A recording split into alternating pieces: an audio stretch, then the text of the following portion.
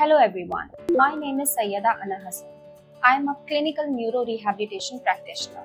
Today, my topic of discussion is stress. Do you all know what is stress? Anything that possesses a challenge or a threat to our well-being is a stress. Stress happens when we feel that we cannot cope with pressure, and this pressure comes in many shapes and forms and triggers physiological responses. Stress is a common thing in everyone's life. It is always associated with the happiest movement of life or the dangerous movement of the life.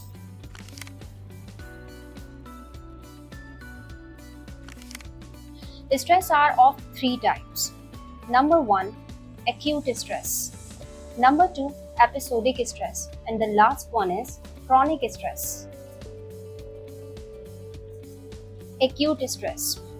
Acute stress is the most common form of stress. It comes from demands and pressures of the recent past and anticipated demands and pressures of the near future. Acute stress is thrilling and exciting in small doses, but too much is exhausting. Episodic stress. In episodic acute stress which affects those who suffer from acute stress frequently. People that suffer from this tend to always be in a rush. They take too much on and cannot organize themselves to deal with the demands and pressures. Episodic acute stress affects interpersonal skills and can make sufferers hostile towards, for example, overstimulation, headache or migraines, hypertension, chest pains. Now, what about in chronic stress? In chronic stress, that wears sufferers down. It grinds away at them, making them feel burned out every day, every week, every year. It is the stress that someone can feel when they cannot see a way out of the demands or pressure that make them feel depressed, miserable, and disheartened on a constant basis. The stress of feeling trapped in an unhappy marriage or in a career that despises can both be factors. Chronic stress is associated with alcohol excesses, violence, and even suicide. Now, what about the causes of stress at work? For example, to meet out the demands of the job, support you receive from your boss, colleagues, and juniors, to train your staff and take work from them, your relationship with colleagues, to control staff under you, excesses work pressure, to meet our deadlines, to give new results, to produce new publication if you are in research area, loss of money in burglary, pickpocketed or share market, not sufficient money to raise your standard of living, marriage of self or son or daughter or brother or sister, death of a spouse, family, near relative or friends, injury or illness of any family member, children's educational performance, pregnancy or birth of a new baby, children's behavior or disobedience. Stress management in workplace. There is no doubt that stress is one of the leading factor in illness and absenteeism. Beside lowering a person's immune response, stress makes us want to avoid whatever is causing it. If there is a stress of work, workers who feel mildly off will feel even worse and resistant coming to work. This costs many hours of productivity, especially when key personnel or production workers are absent. In fact, it's estimated that billions is lost on stress-caused illnesses and absenteeism.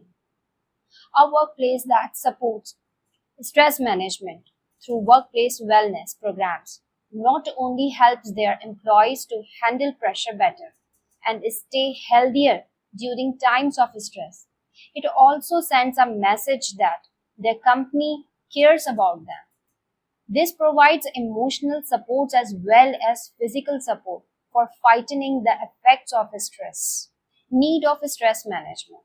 In the past decade, the new headline have definitely made it clear that the need for stress management should be one of the top agenda in the modern day society. The rages alone, such as road rage and the trends of violent acts in life today, prove a lot of it well.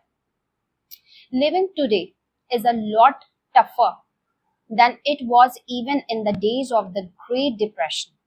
It has been coming out in many ways, such as all-time occurrences of stomach and intestinal ulcers. Others find sleep disorder and wind up zombies during their busy days.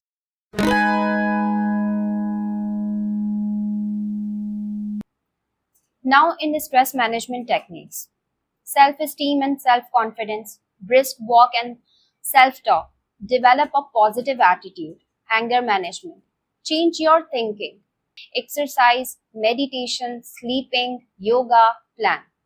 Now in the last conclusion, managing stress can help you have less pain and feel healthier. It can also help you cope with the extra demand made on you by your scleroderma. By following these suggestions, you may be able to get stress to work for you instead of against you. Learn to identify those situations you can do something about and those you cannot. Work at reducing the cause of your stress by communicating better and respecting your limits of energy and pain. Look on the bright side and develop and keep a sense of humor. Prepare for stressful events by getting extra rest. Remember that you cannot change others. Keep in mind that no one is perfect. Seek professional help for serious problems. Practice relaxation methods to overcome the effects of stress that you cannot avoid. Engage in hobbies and simple pleasure that give you joy. Finally, remember that managing stress is your job. With stress under control, it will be easier to keep your disease under control. Thank you for joining us.